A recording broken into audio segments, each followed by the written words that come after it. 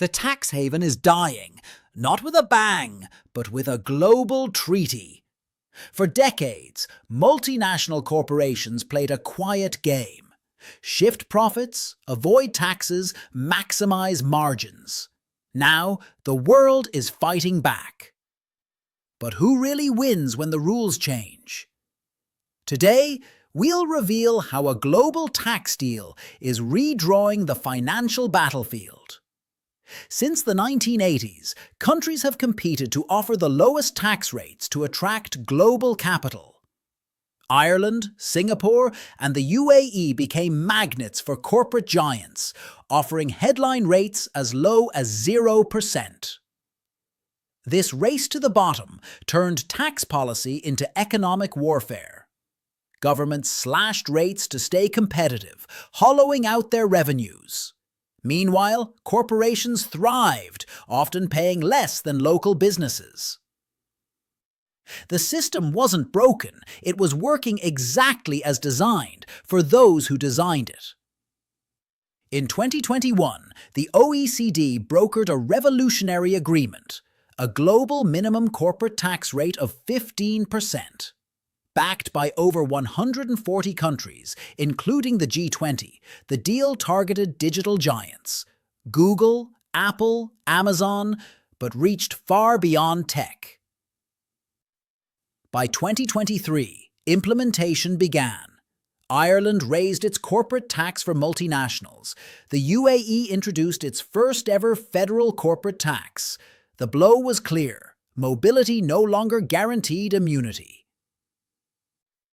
For the first time in history, tax competition had rules, and it changed the game. Why did this happen? Because governments were bleeding revenue. In 2019 alone, it's estimated that $240 billion was lost to profit shifting. The OECD's response was systemic, not just about fairness, but about survival. Pillar 1 sought to redistribute taxing rights across borders. Pillar 2 imposed the 15% floor. But while the West celebrated, corporations adapted. Legal teams found loopholes. New jurisdictions rose to prominence. Kenya offered targeted exemptions. Serbia created R&D shields. Indonesia blended tax credits with green investment bonuses. The war didn't end, it evolved. Today, multinationals are reorganizing, not fleeing, repositioning. Tax planning is no longer about finding zero, it's about finding effective 15% zones. Countries like Turkey, with high nominal rates but complex incentive systems, now face a dilemma. They can't lower rates, but if they don't simplify incentives, they become uncompetitive. Europe faces the same trap, politically committed to equity, but economically constrained. Meanwhile, nimble players like the UAE restructure into free zones with hybrid tax status. The battlefield has shifted, but the war over corporate profits continues.